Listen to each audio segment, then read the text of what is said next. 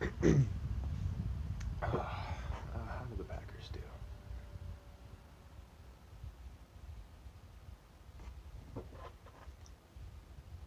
Well, that's embarrassing.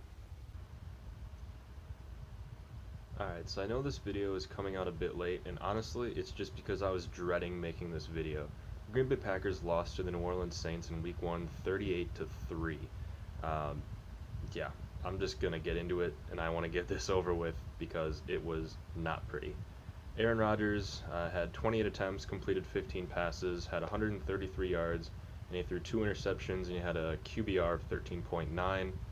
That's on a scale up to 150 being average. Because the game got so out of control, Jordan Love got to see some regular season playing time. He went 5 of 7, threw for 68 yards, and had a QBR of 34.3.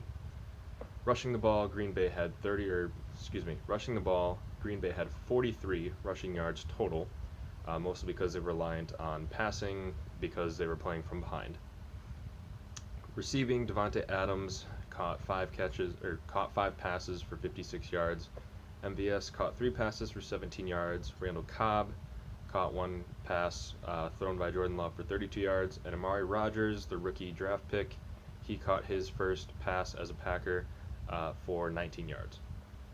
On the defensive side of the ball, the Green Bay Packers forced no turnovers, no interceptions, no fumbles. They got no sacks. They allowed 171 rush yards, and they allowed Jameis Winston to throw 14 of 20 passes, completed 14 of 20 passes.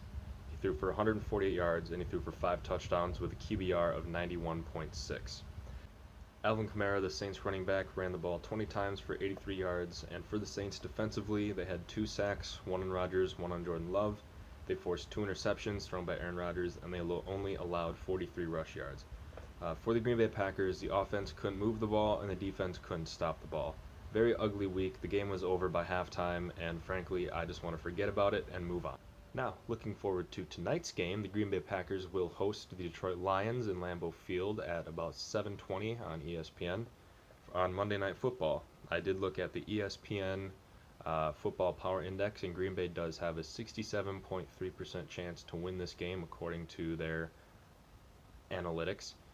And for my prediction, I predict that Green Bay is going to defeat Detroit 34-27. The reason for that prediction and it being closer than it probably should be is because Detroit always finds a way to hang around longer than they probably should, and it is the Green Bay Packers, and it isn't a true Packer game if you don't have at least 5 to 10 heart attacks in the fourth quarter alone. So that is my prediction going forward. Obviously, we will see what happens. Hopefully the Packers can win this game and get back on track, and I will see you all in the next one.